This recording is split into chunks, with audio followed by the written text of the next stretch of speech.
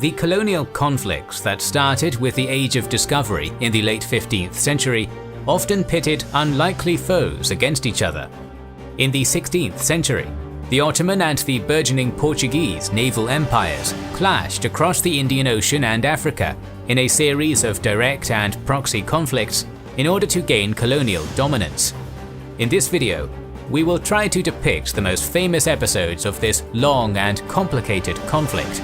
These long videos are extremely time-consuming and difficult to make, so consider liking, commenting, and sharing.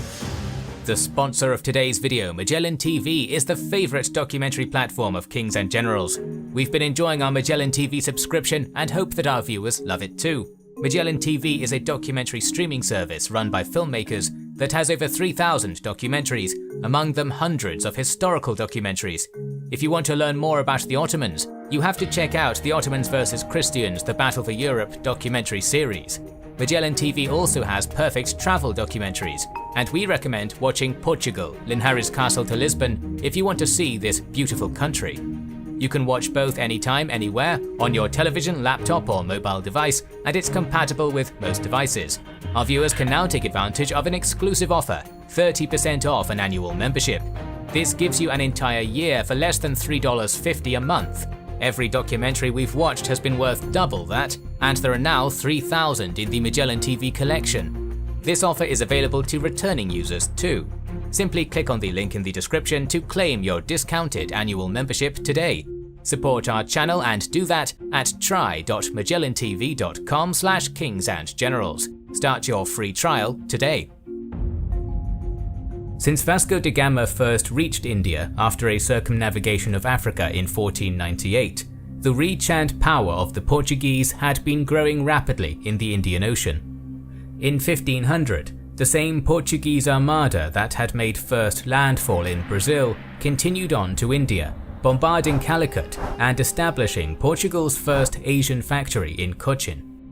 By 1504, Portuguese ships were regularly plundering Arab shipping in the Indian Ocean, with a blockade of the Red Sea earning them the ire of the Mamluk Sultanate and of their trading partner Venice.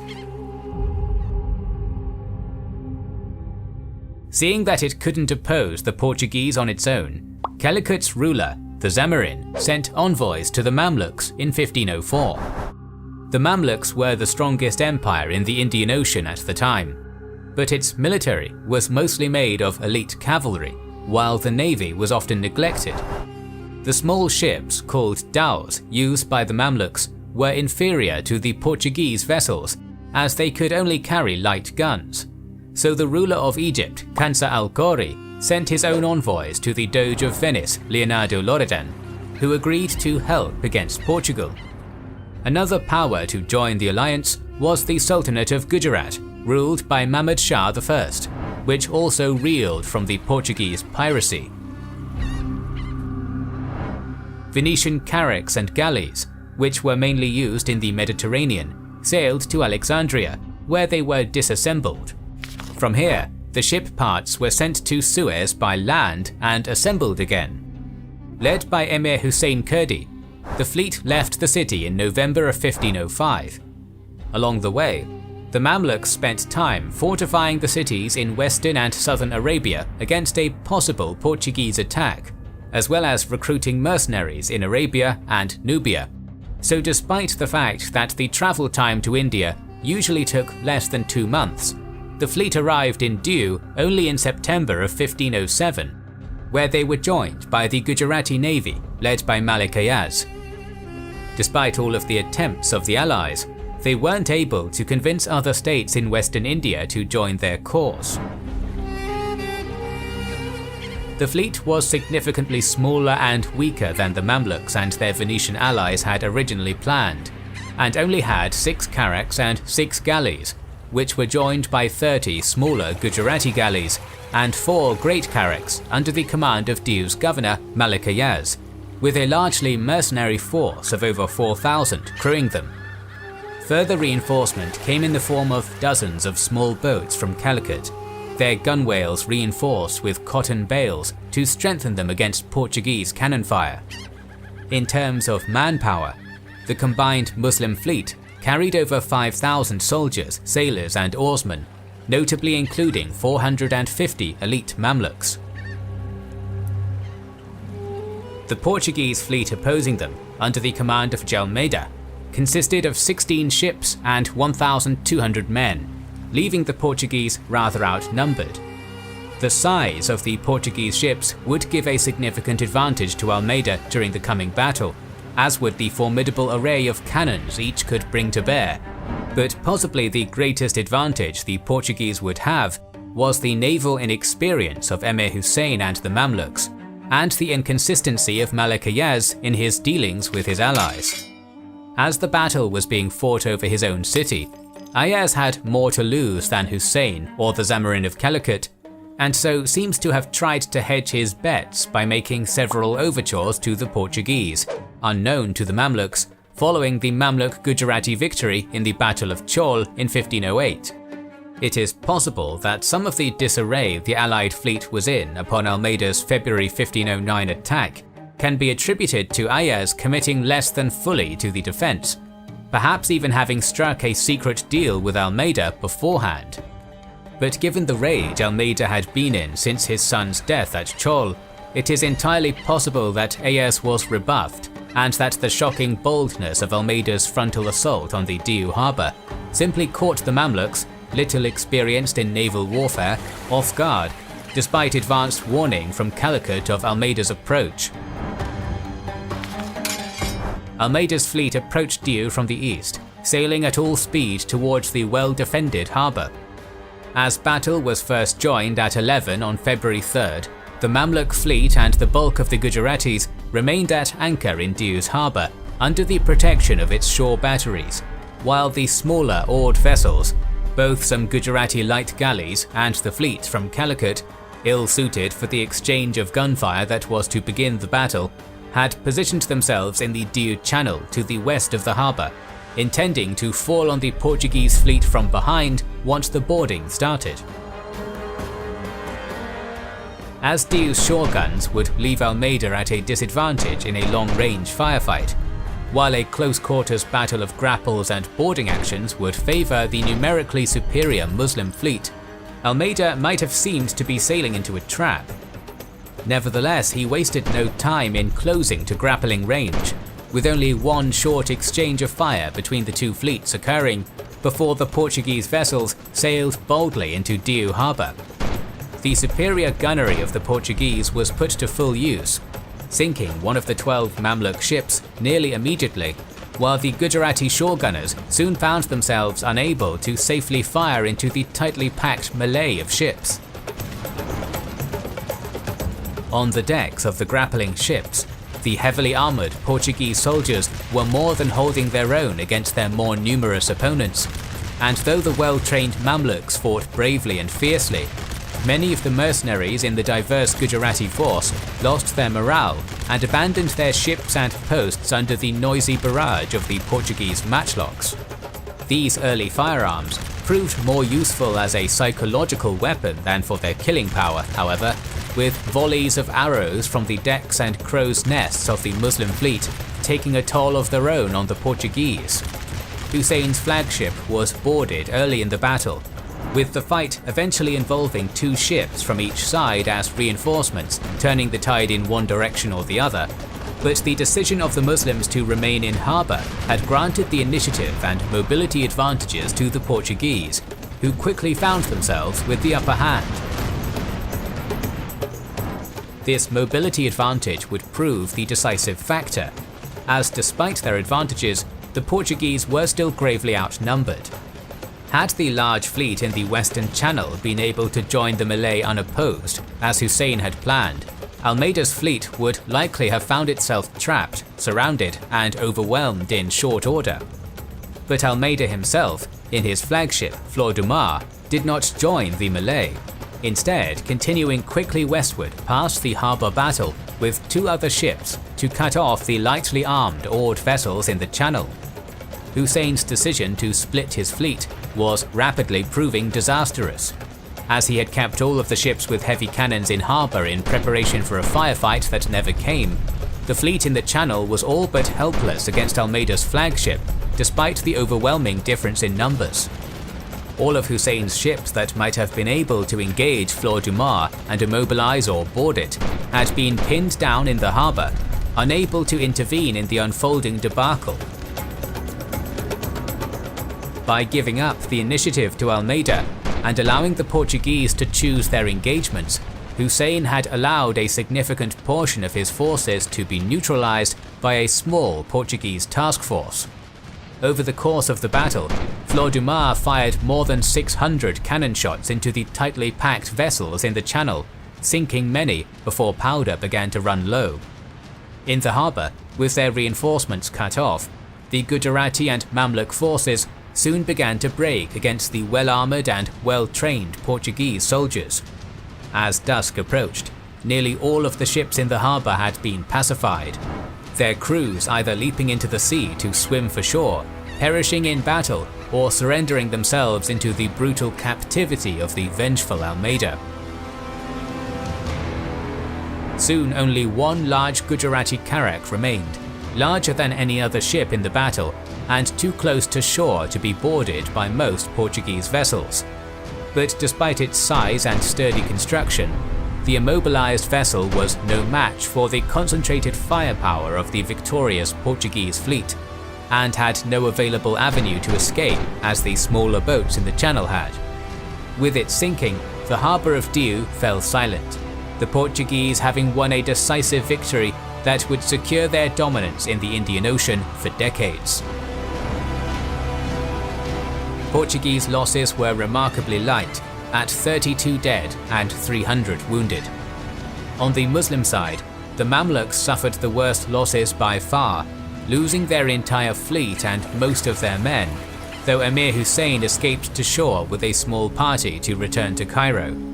The losses suffered by Malik Ayaz's largely mercenary force were similarly steep, bringing the total death toll to over 1,500.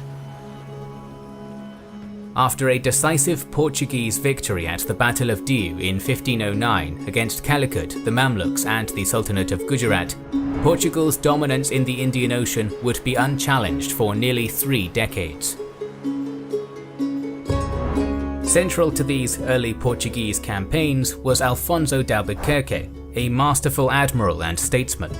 Acting with considerable autonomy in waters far distant from his homeland, he had already seized Muscat and Hormuz before the Muslim stand at Diu, and was elevated to become governor of Portuguese India in the same year, with the conquest of Goa following soon after.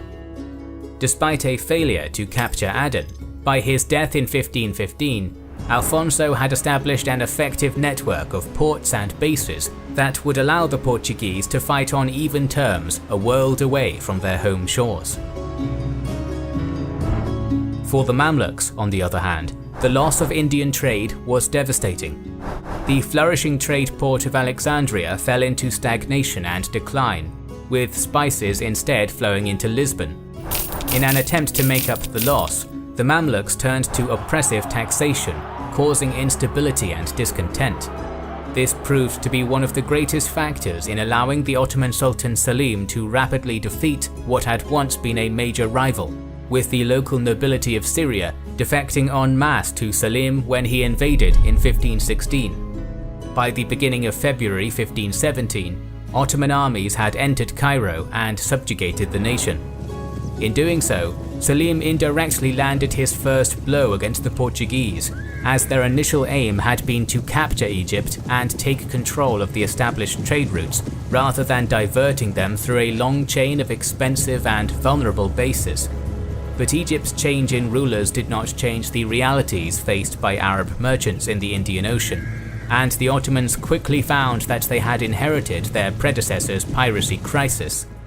Although no outright hostilities would occur between the Ottomans and the Portuguese during the reign of Selim, there was no doubt that war was inevitable, and each empire sought to gain allies and influence among the local rulers of India and East Africa in order to strengthen their position. Of chief importance were the ports of Aden, Hormuz, Basra and Diu, most of which would change hands more than once over the decades to follow. In their search for allies against the Portuguese, the Ottomans found common cause with the Somali sultanates of Adal and Ajuran, and with the Sultanate of Gujarat in northwestern India.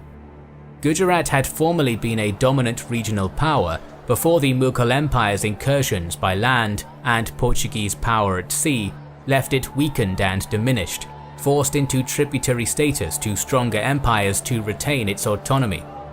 After being on the losing side of the Battle of Diu, a humiliating defeat in the heart of its territory, Gujarat would turn to the Ottomans for aid in maintaining control of its crucial trade ports. With the Balkan and Persian Wars still looming, and without access to the Persian Gulf, however, direct Ottoman intervention would be minimal at first. Some efforts were made to shore up the Ottoman Red Sea Fleet prior to the capture of Basra. In 1525, Grand Vizier Ibrahim Pasha reorganized the old Mamluk fleet, with Selman Reis again serving as admiral after a short imprisonment, possibly for his earlier defection to the Mamluks. Having already beaten the Portuguese fleet once off Jeddah in 1517, arranging his galleys in a tight formation under the cover of the shore batteries so as to force the ocean-going Portuguese ships to either retreat or fight a Mediterranean-style battle of boarders and fire ships, Selman managed to do what both the Mamluks and the Portuguese had failed to do, and secured effective control of Yemen by 1527. This marked the first serious Ottoman challenge to Portuguese dominance in the Indian Ocean, and Selman's victories encouraged the numerous Muslim rulers in Western India to turn to the Ottoman Empire for protection as their suzerain. In the following years, Ottoman soldiers and military experts would be sent to the courts of Gujarat and Calicut, simultaneously strengthening the defences of crucial port cities, increasing the influence of the Ottoman Sultan abroad, and giving credibility to his recently adopted title of Caliph. One of these consulting Ottoman generals would soon be called on to do battle with the Portuguese on the site of the Portuguese triumph of 1509, Diu. Together with Surat on the opposite side of the Gulf of Cambet, Diu was among the most important trading hubs of Western India, and would represent a major prize for the Portuguese. It was thus in Diu that the Ottoman-Portuguese Wars would start in earnest, with a large Portuguese fleet of over 400 ships, carrying close to 6,000 soldiers, attacking the city's Gujarati and Ottoman garrison in 1531. Led by Alfonso's successor as governor of Portuguese India, Admiral Nuno de Cunha, this new fleet was significantly stronger than the one that had been victorious against the Mamluks in 1509. And unlike the first fleet, this one carried a fearsome mixed army of Portuguese soldiers and conscripted auxiliaries from the Malabar coast, which had shown its effectiveness in numerous engagements already. However, despite boasting complete naval superiority over the mere 18 Ottoman ships arrayed against them, de Cunha had met his match in Mustafa Bayram. The unparalleled Ottoman artillery crews dealt severe damage to the besiegers, while the narrow waterways separating Diu Island from the mainland frustrated Portuguese efforts to bring the firepower of their large fleet to bear. This first siege of Diu demonstrated the limitations of both empires. While de Cunha could not overcome the combination of Gujarati numbers and Ottoman gunnery to capture the city, neither could Mustafa Bayram destroy de Cunha's fleet to end the threat it posed. The fortress remained Gujarati, but the sea remained Portuguese, with de Cunha plundering Surat and other poorly defended Gujarati ports after withdrawing in defeat from Diu. The Ottoman-Portuguese Wars would not begin in earnest until 7 years later, though. In a bizarre twist, the roles of the two empires would be almost completely reversed in the second siege. Increasing military pressure from the Mughal Empire, combined with the inability of the Ottomans to protect their maritime interests, drove Sultan Bahadur to sign the Treaty of Bassein in 1534, and cede numerous islands and territories, including Bombay and Diu, despite the successful defense of the city 3 years prior. In the same year, Suleiman took Baghdad from the Safavids and gained the nominal fealty of Basra, opening a new avenue to the Indian Ocean. With his war in Persia ending, and affairs in Europe quiet for the time being, Suleiman finally turned to confront the Portuguese head-on, building shipyards in the Suez and Yemen, and greatly expanding his Red Sea fleet. The drowning of Sultan Bahadur during negotiations aboard a Portuguese vessel in 1537 provided the spark of war, and in 1538, the Ottoman fleet under the command of Hadim Suleiman Pasha attacked Diu Fort, laying siege to the same city they had helped defend 7 years prior. Although the Ottoman fleet numbered only 80 ships, compared to the 400 ships the Portuguese had fielded in 1531, they were of heavier build than the light galleys comprising most of the Portuguese fleet, and it carried a similar force of soldiers. Though a naval engagement still would have favoured the Portuguese, the Ottoman Armada had caught the Portuguese largely by surprise and arrived unopposed on September 4th after capturing and plundering Aden en route. De Cunha and other Portuguese admirals had expected the Ottoman fleet to make for Muscat or Hormuz, but once again it was here, due. Upon landing, the 6,000 Turkish soldiers aboard the royal galleys of the Armada disembarked to join a larger force of 16,000 Gujarati soldiers under the command of Qajar Safar, which had been besieging the fortress for the past 2 months, though with little success due to a lack of ships and cannon. Also present was the Ottoman captain Hoja Safaj, who maintained a small Turkish force in Gujarat after Mustafa Bayram's departure to preserve the waning influence of the Ottoman Sultan over their Indian ally. With only 3,000 Portuguese in the fort, of which only 600 were soldiers under Antonio de Silveira's command, the vastly superior Ottoman and Gujarati numbers appeared insurmountable, especially when backed by Ottoman siege gunnery. But the Portuguese still held a number of advantages. Firstly, the fort they were defending was newly built along European lines, greatly superior to the outdated medieval fortifications it had replaced. A small bastion in the channel to the north, placed halfway between the fort and a redoubt on the mainland, allowed chains to be drawn across the Diu Channel to cut off the Ottoman galleys. Secondly, the alliance between Suleiman and Mahmud Shah III of Gujarat was weaker than it might seem. Despite the Portuguese having abandoned the city of Diu without battle upon the arrival of the Gujarati army, falling back into the fort to make their stand, a force of Ottoman janissaries ransacked it shortly after disembarking. The senseless damage enraged many Gujarati nobles, and with Mahmud Shah's succession already disputed, he risked losing his throne if too much of the nobility turned against his Ottoman patrons. This diplomatic breakdown would hamper the Ottomans in the coming siege, with the Gujaratis reluctant to supply the hungry Ottoman force. And lastly, the Ottomans were not willing to risk their fleet in open battle so far from their home shores, putting them under pressure to capture the fort quickly before Portuguese reinforcements from Goa could arrive. Despite these various disadvantages, the Ottomans made rapid progress building siege works about the surrounded fort, and by September 28th, a punishing bombardment was underway. But the first hasty attempts to storm the walls were repulsed with significant losses. As the volleys continued over the coming month, various attempts would be made to weaken the defences. First, Qajar Safar targeted the Portuguese strongpoint on the north bank of the Diu Channel, assaulting it with Gujarati forces backed up by Ottoman guns. The small fort's 40 Portuguese defenders held firm, however, and Qajar's attempt to smoke the defenders out with fire ships was foiled when a Portuguese nighttime attack lit the craft prematurely. This initial Portuguese victory would be short-lived. On October 1st, the redoubt's commander, Francisco Pacheco, was forced to surrender after narrowly beating back a second assault by hardened janissaries. Despite an agreement between Suleiman Pasha and Pacheco to grant safe passage to the fort, the remaining defenders were imprisoned on the Pasha's galley. The redoubt had been silenced, though this was a small victory, and all the Ottomans had to show for most of a month of effort.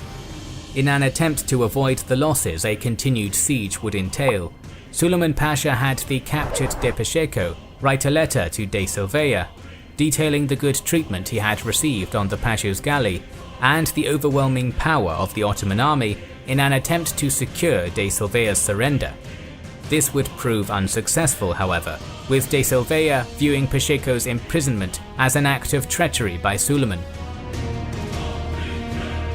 With the negotiations a failure, the Ottomans returned to the siege, with the last of their artillery unloaded and in place by October 5th. But even with the full force of their army brought to bear, attempts to assault the fortress through the partially collapsed bulwarks on October 12th and 13th failed, and the efforts of Ottoman sappers to breach the walls with gunpowder charges were hampered by barricades erected within the walls by Portuguese non-combatants. The next target of the besiegers would be the sea fort in the Diu Channel, with Ottoman galleys attempting to storm it on October 27th and 28th. But without any surrounding landmass to disembark besiegers on, attackers would be forced to scale the sea fort's walls directly from their galleys, a difficult task in the face of the cannon fire and firebombs of the well-stocked Portuguese garrison. 18 galleys in total would be committed between the two attacks, but despite significant casualties, the defenders of the sea fort successfully weathered the attacks and forced the battered galleys into retreat. After the failure to capture the sea fort, the cracks were beginning to show in the Allied siege effort. The simmering dispute between the Ottomans and the Gujarati nobility left Suleiman Pasha's army in a precarious position for supplies, and despite the strength of the Ottoman fleet, they were unable to prevent swift Portuguese foists from making landings to resupply and reinforce the defenders. Faced with the possibility of being cut off by the Portuguese fleet in Goa, Suleiman Pasha could not risk prolonging the fruitless siege. On October 30th, the Ottoman forces began withdrawing back to their ships. De Silveira knew better than to drop his guard while still surrounded, however. His vigilance would pay off when the Ottoman retreat proved to be a last ruse by Suleiman Pasha, who launched a massive final attack on the morning of the 31st. The majority of the Ottoman Gujarati army, as many as 14,000, attacked under a heavy artillery barrage. The 600 soldiers that had held the fort at the beginning of the siege had since dwindled to 100 or fewer, with more of the soldiers now imprisoned on Ottoman galleys than remaining to defend the fort. But with the situation as dire as it had become, much of the fort's civilian population took up arms in its defense as well, with some sources suggesting a group of female soldiers saw active duty in the frenzied battle. Damage to the fortress bulwarks was severe, and at several points along the walls, Gujarati or Ottoman soldiers succeeded in winning their way onto the ramparts to raise their banners above the beleaguered fort. But just as in the initial assaults, the time constraints the besiegers faced worked against them. In their haste to crush the remaining opposition, the troops attacking the walls were exposed to significant friendly fire from the ongoing cannon volleys. Though the fighting on October 31st would stretch the defenders to the breaking point, the attackers were again repulsed, and though similar attacks on the following days would have inevitably ended in an Ottoman victory, no more would be forthcoming. A relief force of 24 Portuguese galleys was mistaken for the vanguard of the governor's powerful Goa fleet, while a small sortie by the remaining defenders created the impression that the fort was still garrisoned to withstand another attack. On November 6th, the Ottoman fleet hurriedly embarked for Yemen, while Qajar Safar torched his camp and withdrew to the mainland. A mere 40 soldiers remained fit for battle inside the fort when the relief fleet arrived, yet they had held off the largest Ottoman expedition ever dispatched to India, with the Turkish Armada returning to Yemen 1,200 men lighter. The failure to capture Diu was a major loss for the Ottomans, weakening their influence in India and straining their critical alliance with the Gujarat Sultanate. Spice would continue to work its way around the Cape of Good Hope, with even the merchants of Venice at times forced to purchase from their Portuguese rivals. But Suleiman's efforts in the Indian Ocean had not been for naught. The construction of shipyards in Basra and Aden had greatly strengthened the Ottoman position compared to the feeble Mamluks, while Ibrahim Pasha and Selman Reis's improved fleet had forced the Portuguese to end their long Red Sea blockade. Therefore, though the Ottomans had failed to drive the Portuguese from the Indian Ocean, they did succeed in reinvigorating the Egyptian spice trade, with Arab and Indian merchants again braving the risk of Portuguese piracy to sell their wares in Alexandria. The old and new trade routes would uneasily coexist over the next decades as the rival empires competed for dominance.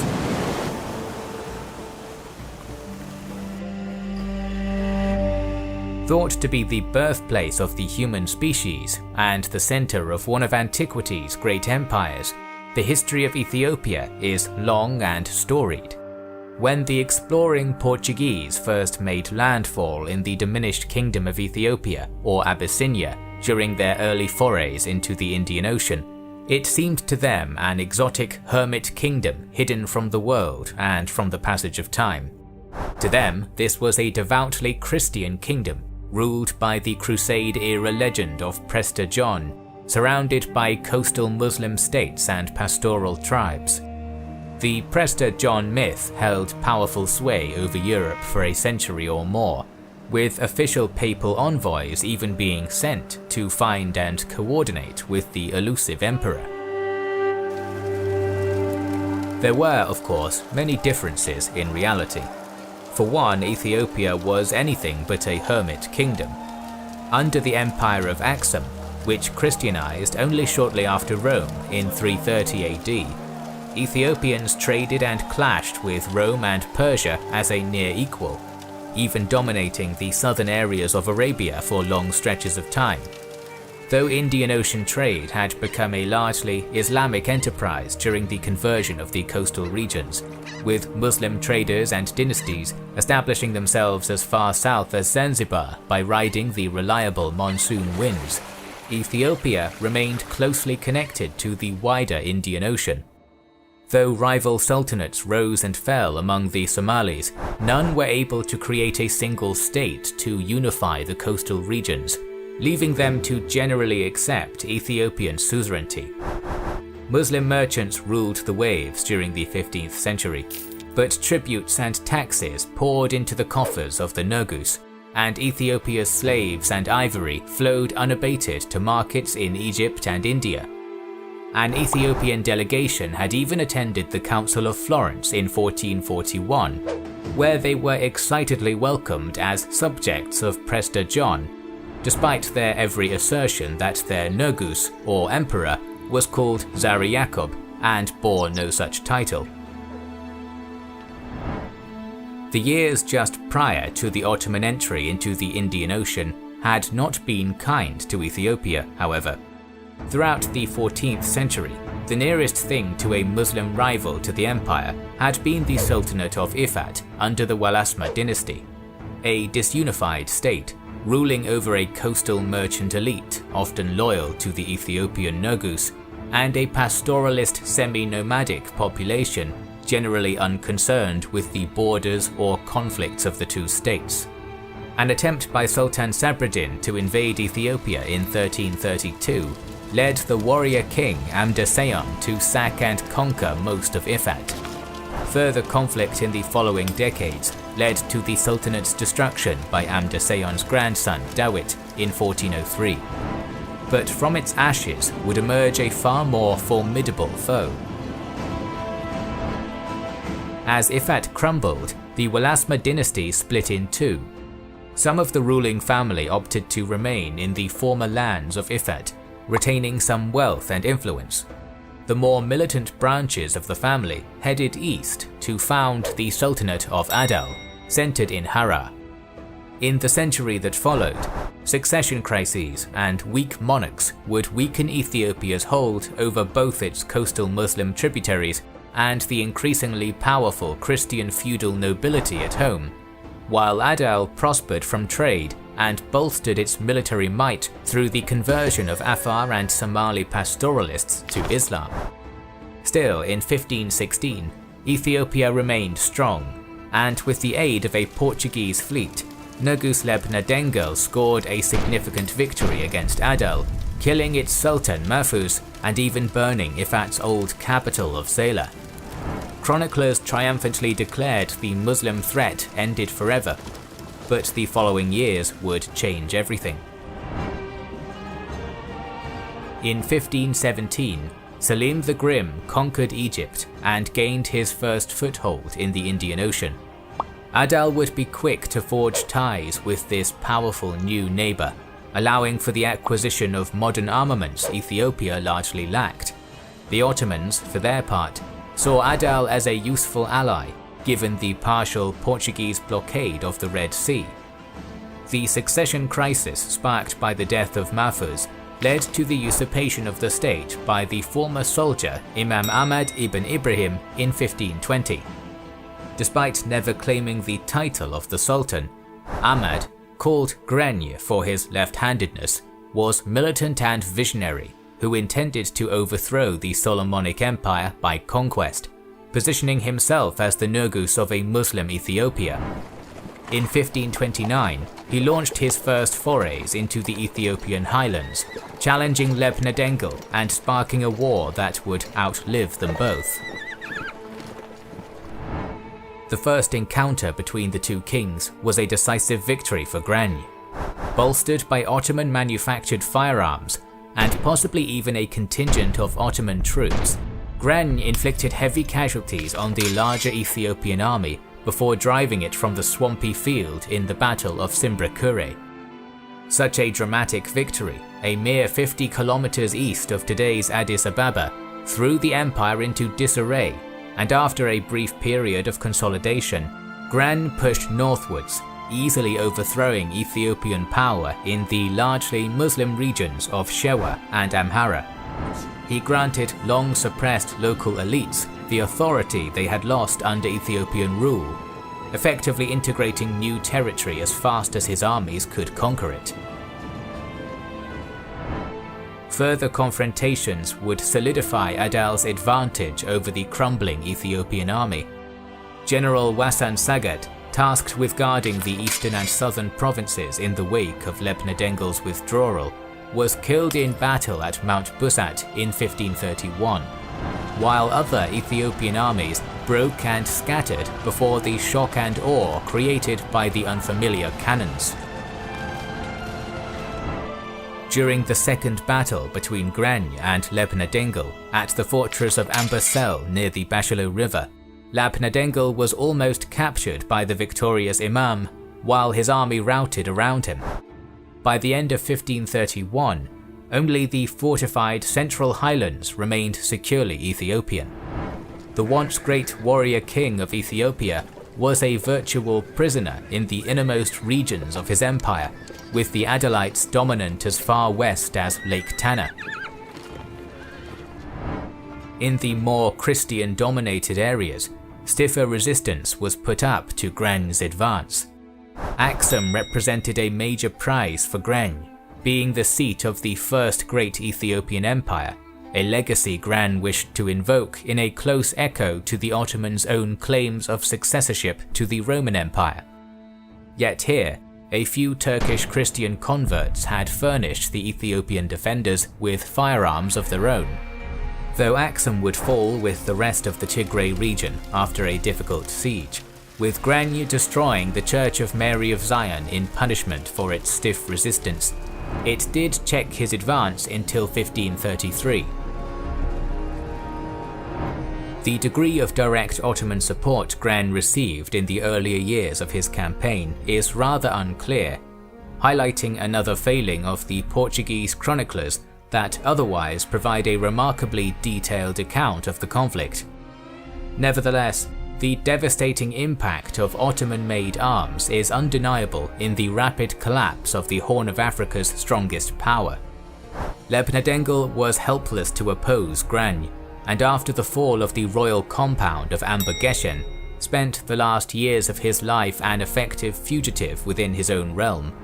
Alongside the widespread fighting, famine ravaged the highlands, cut off from crop tributes and subject to frequent raiding. But all was not lost for the Solomonic kingdom, and the following years would see a new force enter the fray, countering the Ottoman support.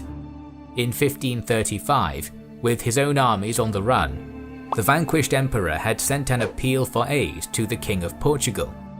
Portuguese aid would not arrive within his lifetime, but the call for help he sent may well have saved his dynasty. Not long after the ascension of his son Galorduos, 400 Portuguese musketmen, along with numerous craftsmen and gunsmiths, arrived in Massawa in February of 1541, where they were joined by small contingents of loyal Ethiopian warriors. Sebla-Wangel, Queen Mother of Ethiopia, served as their guide and attaché as they marched out in hopes of joining their force to that of Galorduos. Pushing into the Tigray region, they won a number of decisive battles, despite the greatly superior numbers of the Adalite garrisons. Greny himself was injured during an utter rout at Jata, leading Cristoval's chronicler, Miguel de Castañoso, to declare that with 100 horses to pursue with, the whole threat of Adal might have been ended. However, the rainy season slowed Kristavo's advance into Tigray considerably, and a number of Adalite-held fortresses still stood between him and Galorduos. And while the local populace largely supported Kristavo as a fellow Christian, Adalite forces in the region remained an ever-present threat. By 1542, the broader Ottoman-Portuguese War was at its height. The defeat at Diu had been just 4 years earlier, with the Ottoman fleet still at large as Sultan Suleiman searched for new ways to undermine his Portuguese rivals. Thus, when Ahmad Gren's call for help brought news of the Portuguese presence in Ethiopia to Suleiman's attention, the Adal War became a new front against a major rival.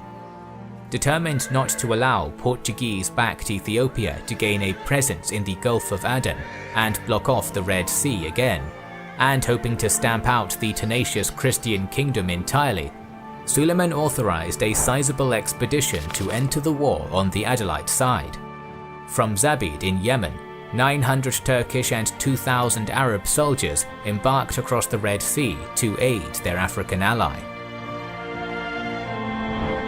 When Kristavo returned to Wufla in August 1542, fresh off his victory seizing Ambosel back from the Adalites to open the path to Galorduos, he was unwittingly walking into the jaws of the much larger Ottoman Adalite force. On August 28th, the Portuguese expedition was shattered in the Battle of Wufla. Some 120 Portuguese managed to escape the slaughter, fleeing with Sebla-Wangel, while the rest either fell in battle or became prisoners of the Sultan. Kristavo was among the captured, though he would not live long in Ahmad Gren's custody. After 13 years of war, with the Portuguese defeated, Ahmad Gren seems to have concluded that at this point his victory was complete. To an outside observer, this conclusion might have seemed a safe one, but Gren's assumption that the remaining Portuguese had simply scattered was incorrect. The 120 soldiers left of the expedition had in fact retreated back through Ambosel to join up with Galorduos. As their excess supplies and powder had been safely stored in Ambosel when Kristavo met with disaster in Wufla, they were able to arm and train numerous Ethiopians to fight as musketmen. Several long months were spent in training and preparation, with the first Ethiopian-made muskets and gunpowder being produced to further narrow the advantage in arms and numbers held by the Adalites. Finally, on February 6, 1543, Galorduos marched out for Lake Tana at the head of his new combined army. Lebna Dengel's army had been unprepared for gunpowder warfare, and Kristavo's had been small and unfamiliar with the landscape. But Galorduos's combined the strengths of both into something far greater. On February 21st, his army met the Adalites in what would be the deciding battle of the war. Though outnumbered, they took Ahmad Gren and his forces by surprise, secure as the Adalites were in their victory. Accounts of the battle are unfortunately somewhat questionable, most significantly the numbers of soldiers involved, with the Chronicle claiming 9,000 Ethiopians against 15,000 Adalites. As the Ethiopian monarchy had only just a few years earlier been effectively exiled, it seems unlikely they could have so rapidly mobilized an army larger than the army Lebna had drawn from the whole of a unified Ethiopia. And as the Adalites were not on active campaign when they met Golodjuos at Lake Tana, well within what they considered safely subdued territory, it is equally unlikely that Granye would have the entirety of his forces mobilized. Most of the warriors he had relied upon during his conquests were pastoralist tribes, which would have returned to their lands and herds with the plunder of the previous year's victories. But even if the numbers are exaggerated, the significance of the battle's outcome can hardly be overstated. The Adalites fought bravely and competently despite the disarray the Ethiopians had caught them in, buoyed up as they were by the skilled Ottoman and Yemeni gunners and by their own years of hard-won experience.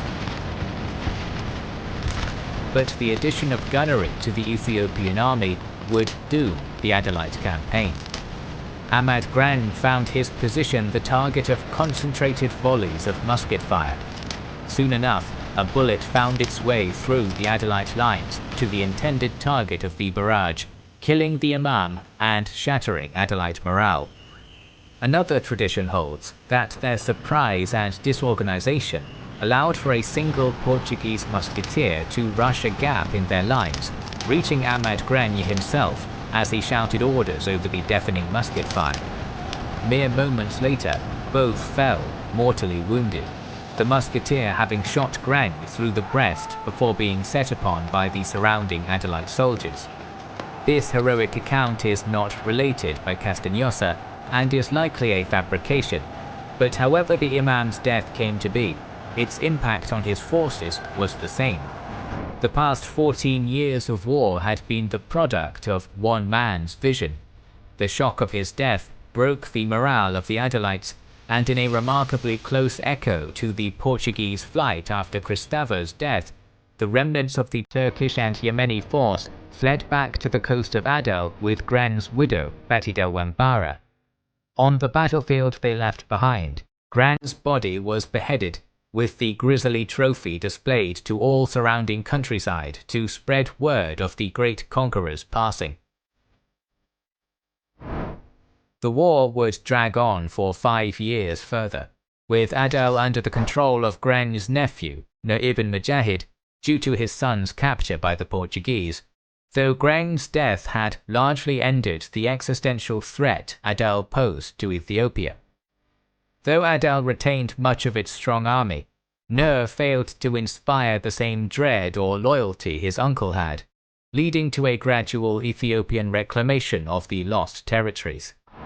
Nur's legacy would not be in the form of conquest, but in the construction of Harar's impressive and still standing walls. Soon, the war turned to stalemate, and then to peace between the two bloodied and exhausted powers. Adel retained dominion over the coast and freedom from the tributes a stronger Ethiopia had levied on the coastal Muslim states in ages past, making the war a victory from the Ottoman perspective. Though Ethiopia would retain its ties to Portugal, it would not play any major role in combating the Ottomans in the Indian Ocean without proper coastal access. But from the perspective of Adel, and especially Ethiopia, the war had been catastrophically destructive. The following decades would see a new force emerge to challenge both states in the form of migrating Oromo tribes, with the battered and exhausted nations helpless to combat their advance. Nur's great walls would be put to the test not by the Ethiopians they had been built to ward off, but by the Oromo, shortly before the Sultanate's collapse in 1577. The Ottoman defeat at Diu in 1538 might have seemed like a significant blow to Ottoman ambitions in the Indian Ocean. However, despite the failure of Hadim Suleiman Pasha, governor of Ottoman Egypt, to capture the port, the more extensive campaign of 1538 was welcomed in Constantinople as a huge success. On the military side, control of Yemen had been won by the Ottoman fleet before it departed for Diu. But Hadim Suleiman, despite his age and infirmity, was also waging a determined diplomatic campaign against Portugal, one that was expanding the Ottomans' reach far faster than ships or soldiers could. At the same time Hadim Suleiman was besieging Diu, operating out of the Karela region and led by Pate Marikar, began preying on Portuguese shipping in South India and the Sea of Ceylon, allied with the Ottomans in a close echo to the Barbary corsairs of North Africa. Even as far away as modern Indonesia, the outreaches and political connections of 80-year-old Hadim Suleiman were winning bloodless victories for the Ottoman Empire, with 4 ships bearing a tribute in spice from the Sultan of Aceh arriving in the Red Sea in 1538, before returning to Aceh the following year, loaded with Ottoman troops under the command of Hamad Khan. Even in Gujarat, the defeat at Diu had not been as complete as it might have seemed. The Ottoman merchant community in Gujarat held enough political sway in the Sultan's court to get their leader, Qajjar Safar, appointed governor of Surat, and enough wealth to organize fortifications and ships of their own in preparation for another attack. In light of these successes, Hadim Suleiman Pasha would be elevated to the position of Grand Vizier by Suleiman the Magnificent in 1541. Heralding a period of intense Indian Ocean focus for the Ottoman Empire. On the Portuguese side, by 1541, the situation was beginning to look rather dire. Portugal remained the dominant Indian Ocean power in many respects. Both Pate Marikar's fleet and Hamad Khan's 1539 attempt to besiege Portuguese Malacca had been defeated. But Ottoman influence remained strong in both theatres, and as the Ottomans aimed mostly to protect independent Muslim merchants and revitalize the long blockaded Red Sea trade routes, they continued to find easy allies against Portuguese dominance. Further complicating this period is that both Sultan Suleiman and King John III of Portugal claimed a divine mandate to control the Indian Ocean, Suleiman through his role as Caliph, and John through the Treaty of Tordesillas and accompanying papal bull into Quetera. This religious aspect of the conflict made compromise difficult, and even as the Portuguese position grew weaker, John remained unwilling to make significant concessions in exchange for peace. Instead, after being on the defensive throughout the past years, the Portuguese decided to put their fleet to the test in a major counterattack, targeting the Ottoman shipyards of Suez. In January of 1541, the governor of Portuguese India, Estevão de Gama, son of legendary explorer Vasco da Gama, sailed for the Red Sea with a fleet of 40 ships and 2,300 soldiers. The expedition was facing major problems before it had even departed, however. Qajjar Safar in Surat had caught wind of the attack and sent the Ottomans advance warning. The fleet would also find itself plagued with massive supply issues, becoming apparent as they reached their first destination of Massawa. The intention had been to make only a short stop in Massawa, from which Estevão's younger brother, Cristovo, and his 400 musketeers could disembark while the fleet resupplied before continuing on to Suez. But with the Ethiopian Adel War raging and famine ravaging the Horn of Africa, the Ethiopians in Massawa were unable to provide nearly enough food or supplies to last the large fleet to Suez. This meant that nearly half of the ships and soldiers intended for the Suez assault were forced to stay behind in Massawa, living off the meager charity the subjects of Golorgios could provide. In addition, the Portuguese were largely unfamiliar with the Red Sea, having previously simply blockaded it at the Strait of Aden, and the poor winds caused the remainder of Estevão's ships to make slow progress. the thirsty and dwindling fleet was forced to divide twice into ever smaller task forces, raiding Suakin and several villages along the Arabian coast, while heat and lack of water took a sharp toll. By the end of March, only 16 small-oared ships and 250 men remained with Istival, the rest of the fleet having turned back to Massawa. This paltry force arrived in Suez in late April to find it well reinforced, with a strong battery of shore guns and 2,000 Sipahi cavalry. After a short exchange of fire, the hopelessness of the Portuguese situation became clear, and a retreat was called. Another excruciating month would pass before Istival made it back to Massawa, where he found that mutiny had racked the fleet as it lay in port, with over 100 soldiers deserting, only to be set upon and killed by tribesmen under Ahmed Gran's banner. More ships and men were lost to storms on the return to Goa, a humiliating end to the largest scale offensive the Portuguese had ever attempted in the Indian Ocean. In the aftermath of this catastrophic defeat, the Portuguese were forced to watch as Ottoman merchants ventured out even further, and Hadim Suleiman won ever more allies, with Ottoman merchants regularly trading as far south as the Swahili coast by 1544. The greatest threat to the now dominant Ottoman Empire in the coming years would not come from further Portuguese offensives, but from factionalism.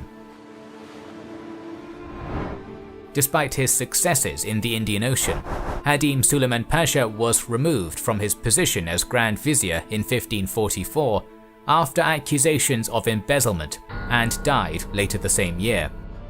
In his place rose Rustem Pasha, the Sultan's son-in-law, and a major rival of both Hadim Suleiman and his protege Daud Pasha, who had taken over as governor of Egypt. Rustem's paranoia and distrust of Daud, who had once spread a false rumour that Rustem suffered from syphilis while the two men had been competing for the hand of the Sultan's daughter, would lead to several heavy-handed attempts to weaken his rivals in the Indian Ocean provinces, with often disastrous results. The first example of Rustem's distaste for Indian Ocean matters would be in 1546, when Qajar Safar and Sultan Mahmud of Gujarat launched a second attack on Diu. This assault had been years in the preparation and had every possibility of success, but despite this, Rustem refused to send any direct Ottoman support for the siege. The governor of Zebid, being a relative of Qajar Safar's, did send a small detachment of janissaries and artillery to support the Gujarati effort, but compared to the huge expedition Hadim Suleiman had taken to Diu in 1538, it was clear little support would be coming from Rustem Pasha or the Ottoman central government. The Gujarati force was powerful in its own right though, and the second defence of Diu stretched the Portuguese almost to the breaking point, as all available ships and soldiers were brought to reinforce the vital fortress. The officer in charge of the Gujarati centre, a Turk by the name of Safi Agha, who had previously overseen the construction of Surat's walls, built a set of stone ramparts facing the fortress walls, from which the Gujarati and Ottoman cannons began firing in June 1546.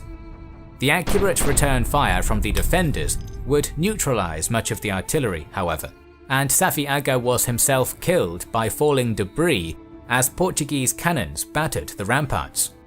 In August, another officer, Jahangir Khan, would deal severe damage to the fort through the use of sappers, and cause great casualties to the Portuguese defenders within. But the overall commander of the Gujarati army, Burhan-ul-Mulk, failed to capitalize on the breach in the fort's walls, later being accused of cowardice by Arab chronicler Zafar-ul-Wali.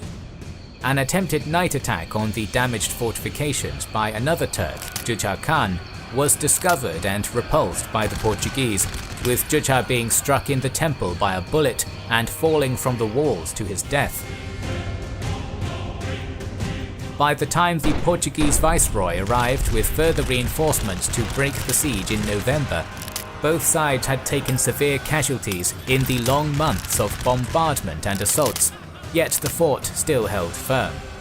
Qadar Safar had been among the fallen, and his community of Ottoman merchants and expatriates had borne the brunt of the fighting, suffering the most severe casualties and largest expenses, largely ending their existence as a major political power within Gujarat.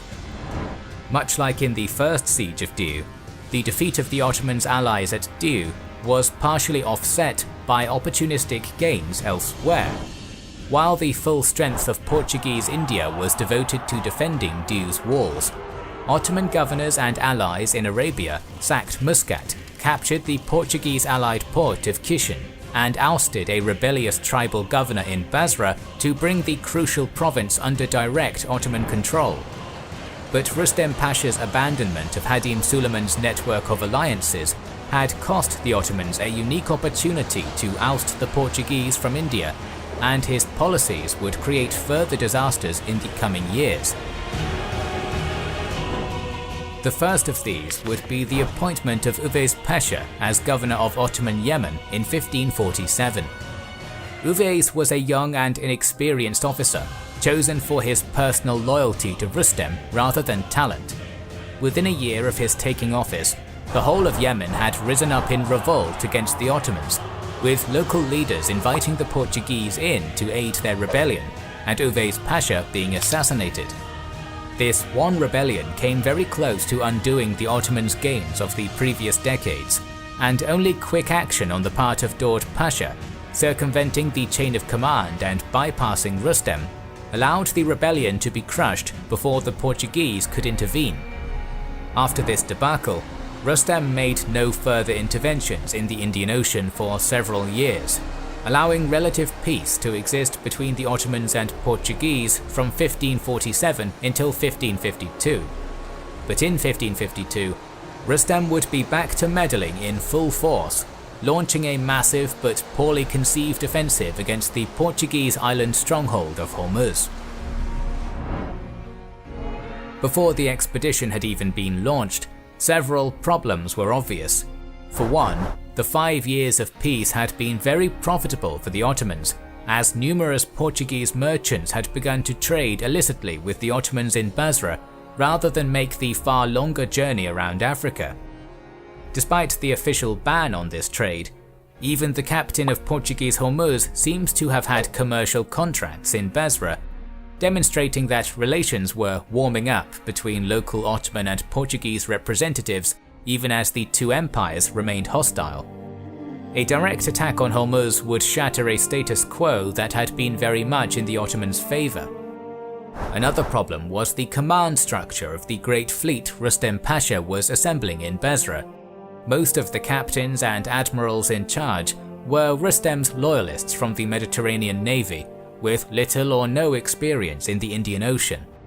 In overall command was Piri Reis, a legendary admiral and explorer in his own right, but now nearly 90 years old and reluctant to return to service. The last problem was a heavily armed Portuguese warship that had arrived in Hormuz purely by chance just ahead of the Ottoman fleet in April 1552. Having lost a large portion of their munitions in a shipwreck prior to making landfall, the Ottoman force pillaged the surrounding city, but found themselves unable to crack the fort's defences, bolstered as they were by the warship's crew and guns. At this failure, Piri Reis quickly lost his nerve and brought the fleet back to Basra, then abandoned his command to flee back to Suez with his plunder. Upon his return, the storied admiral would be executed for abandoning his post, while the fleet lay leaderless and trapped by a Portuguese blockade of the Strait of Hormuz.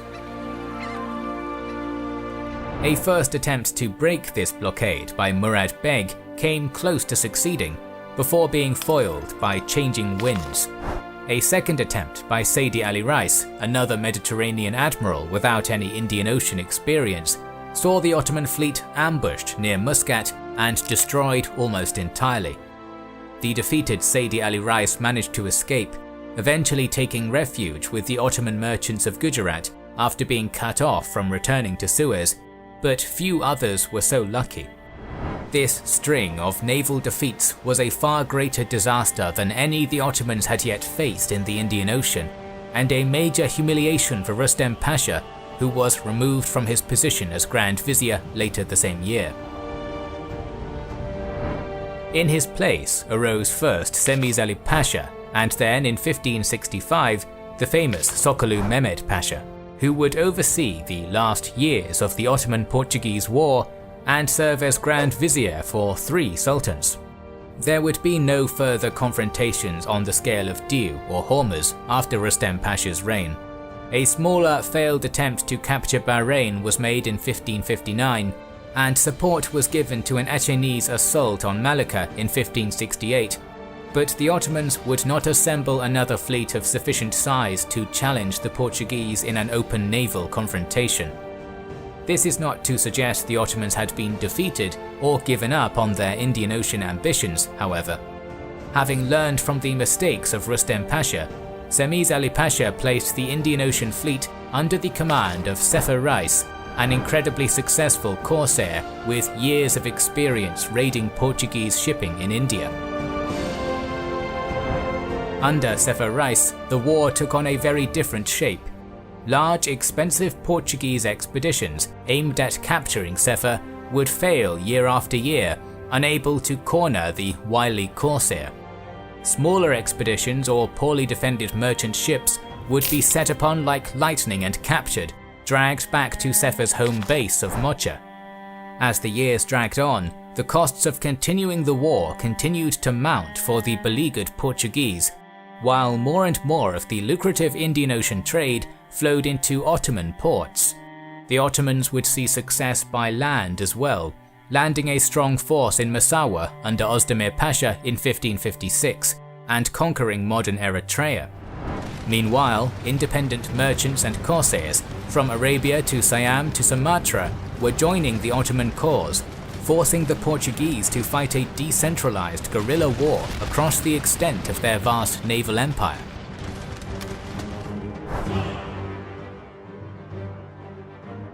One of the most crucial fronts of this war was Northern Africa, where Morocco had served as the seat of several powerful empires over the centuries, notably controlling much of modern-day Spain during the reigns of the Almoravids and Almohads, stalling and at times pushing back the ongoing Reconquista.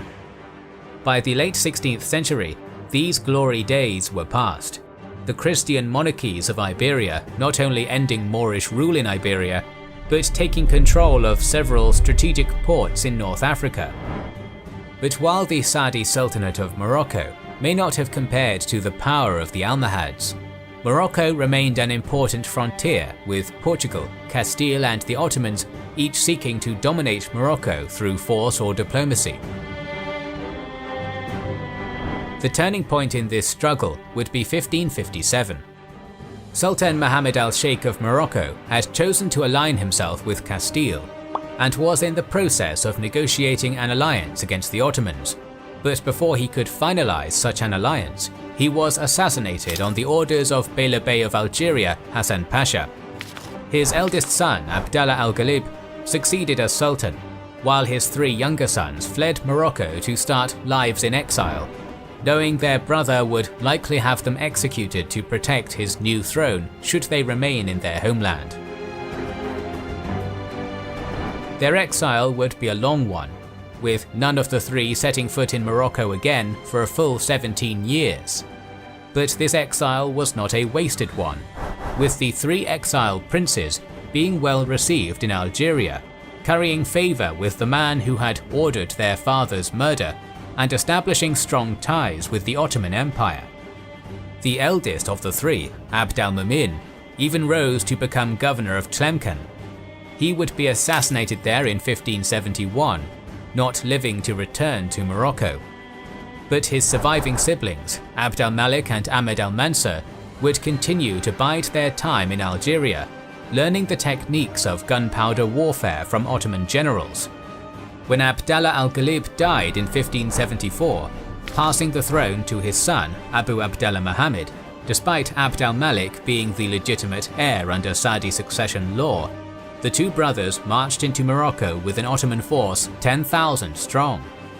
After a 2-year struggle, Abd al-Malik deposed his untested nephew, seizing the throne and sending Abu Abdallah into exile in Portugal. Now greatly indebted to his Ottoman benefactors, Abd al-Malik would bring Morocco into their sphere of influence in a number of ways during the early years of his reign. Though he refused to become an Ottoman vassal, or make Morocco a regency in the manner of Algeria, he did recognize the new Sultan Murad III as his caliph and paid a sizable tribute to have the victorious Ottoman forces withdraw after the war's end. This caused great concern in Portugal, which had been fighting for decades to resist Ottoman expansion in the Indian Ocean, only to see their influence spread to Portugal's very doorstep.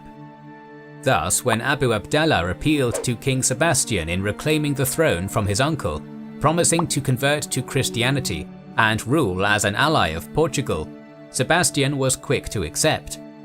With the full support of the merchants and nobility of Portugal, who feared an Ottoman-aligned Morocco would threaten Portugal's coasts and its commerce with Brazil, Sebastian sent out a call to crusade, assembling a great army of mercenaries, volunteers, and soldiers of Portugal.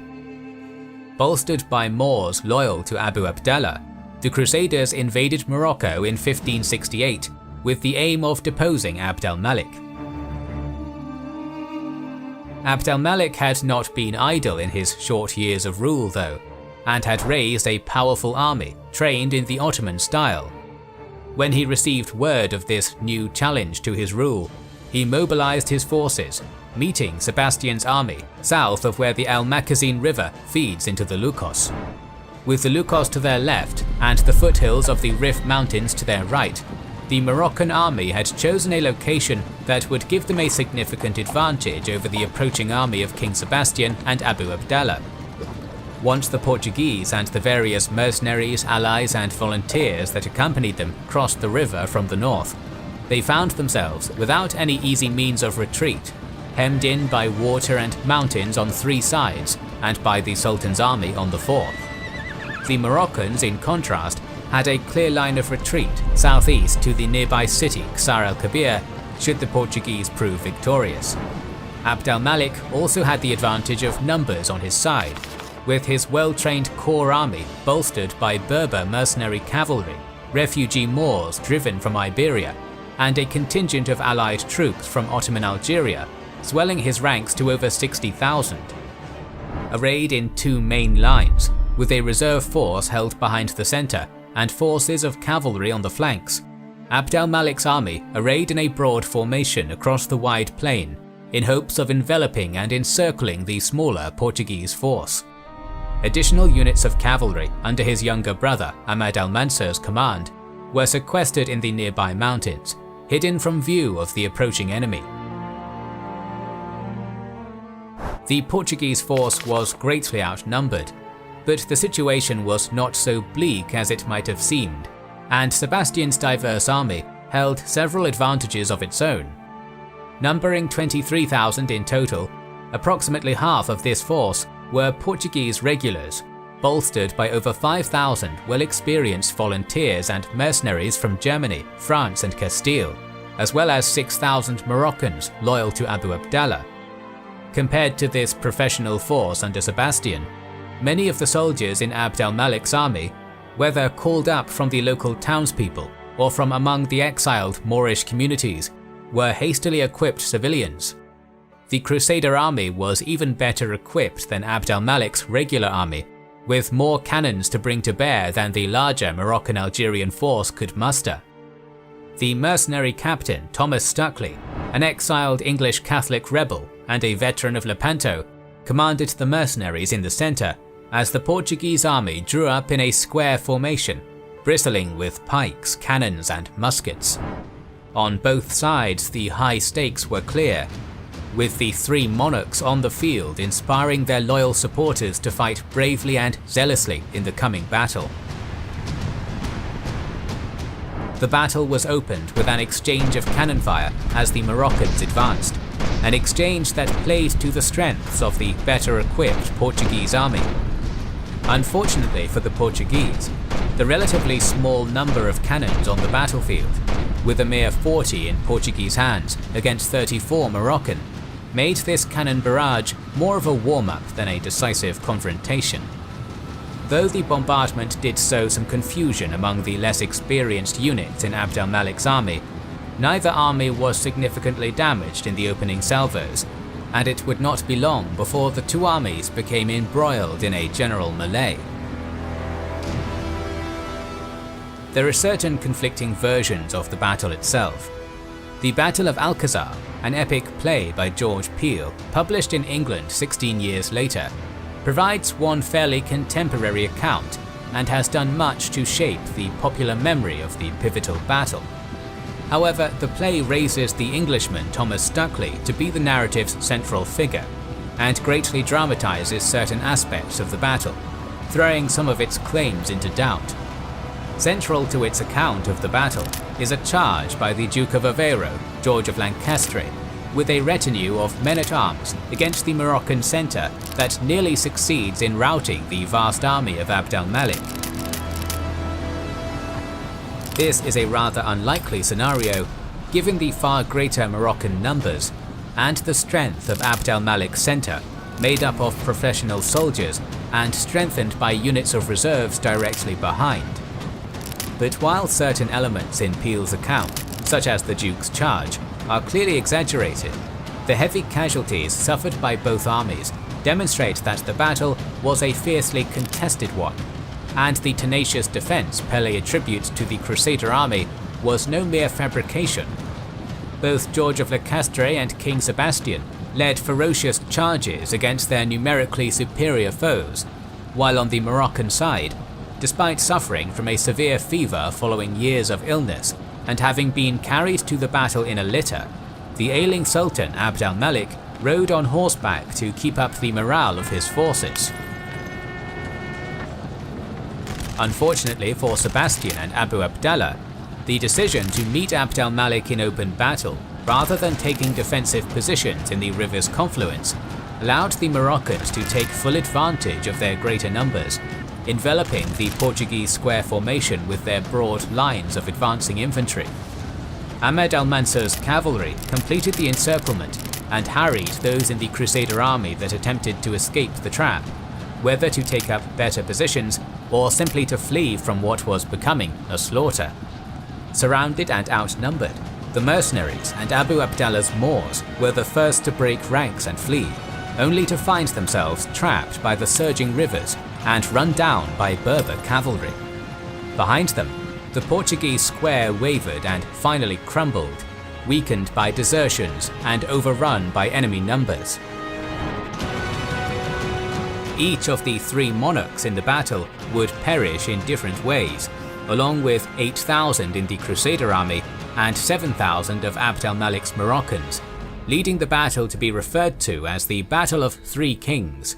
King Sebastian perished leading a doomed charge, Abu Abdallah drowned attempting to cross the swollen Lukos River to escape, and the sickly Abd al-Malik succumbed to the exertion of a day's riding. His death was kept a secret by Ahmed al-Mansur until the battle had ended in victory, with the vast majority of the surviving Crusaders being captured and sold either for ransom or into slavery. The battle was nothing short of a national crisis for Portugal, with the king and most of the nation's nobility slaughtered in a single day. In the succession conflict that followed, a Castilian army would invade the nation, ousting claimants from Sebastian's House of Aviz to bring Portugal into a dynastic union under the House of Habsburg. Yet while the Moroccan victory had been decisive and total, the Battle of Alcázar Quibir was also something of a defeat for the Ottoman Empire. Abd al-Malik had been a loyal Ottoman ally, but Ahmed al-Mansur, who succeeded him, would prove fiercely independent, resisting all attempts to force Morocco into subservience, whether by Portugal, Castile, or his former patrons, the Ottomans. In the coming years, he would oversee a brief golden age for Morocco, building great works across the nation and marching an army across the Sahara to conquer the great Songhai Empire of West Africa. It is difficult to summarize the Ottoman-Portuguese conflict, especially in the light of the latter being annexed by Habsburg Spain.